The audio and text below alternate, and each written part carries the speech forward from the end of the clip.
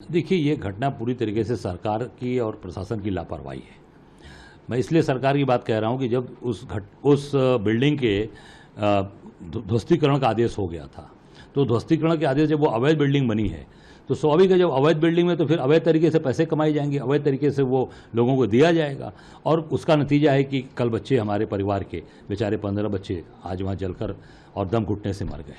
और वहाँ जो पता चला कि बिजली विभाग के द्वारा जो कनेक्शन वहाँ दिए गए थे उससे कई गुना वहाँ पे बिजली वहाँ खर्च कर रहे थे और उसका कोई उन्होंने उसकी व्यवस्था नहीं की।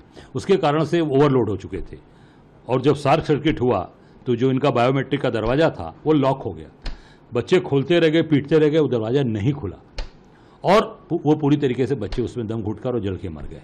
तो सरकार पूरी तरीके से जिम्मेदार है कि इस तरह की घटनाएं पहले भी लखनऊ में हो चुकी हैं। कुछ साल पहले अभी यहाँ होटल में भी आग लगी थी मेरे बगल में, वो भी घटना घटी थी, कोई कार्रवाई नहीं हुई, कोई अधिकारी पर कार्रवाई। मेरी मांग है कि जो ध्वस्तीकरण करने का आदेश हुआ उसके बाद ध्वस्तीकरण नहीं हुआ, वो जो अधिकारी थे वहाँ पर उनके खिलाफ कार्रवाई होनी चाहिए और उनके ऊपर हत्या का मुकदमा दर्ज होना चाहिए। इस बिल्डिंग के लिए ब्लेम गेम भी शुरू हो गया है कि राजनीतिक ये हो रहा है कि ये कहा जा रहा है सरकार की तरफ से 2016 में इसकी ध्वस्तीकरण की बात आई थी, लेकिन वो जो है उस समय की जो तत्कालीन सरकार थी समाजवादी पार्टी की सरकार, उसने नहीं किया। तो आपको क्या लग रहा है कि इसमें राजनीतिक ब्लेम गेम भी हो रहा है?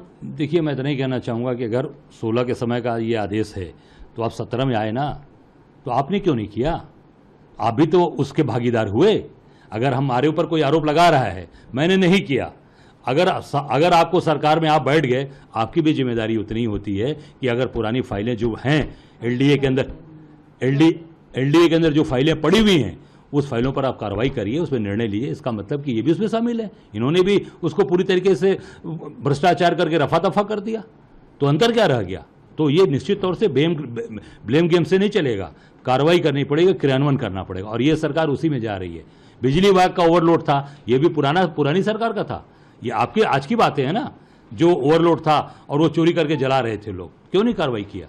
ये पूरी तरीके से सरकार दोषी है वर्तमान की, क्योंकि सारी जिम्मेदारी इनकी बनती है और अगर नहीं इन्होंने किया, जो प्रशासन अमला आपके पास है, कार्रवाई क्यों नहीं कराई आपने? जिस तरीके से कल कुछ लोगों को पर कार्यवाही करी गई और एसआईटी गठित हुई, इसको अब आप कैसे देखते हैं? देखिए, एसआईटी तो जहाँ भी सरकार की कमियां होती हैं, जहाँ सरकार फंसती है वहाँ एसआईटी बना देती है।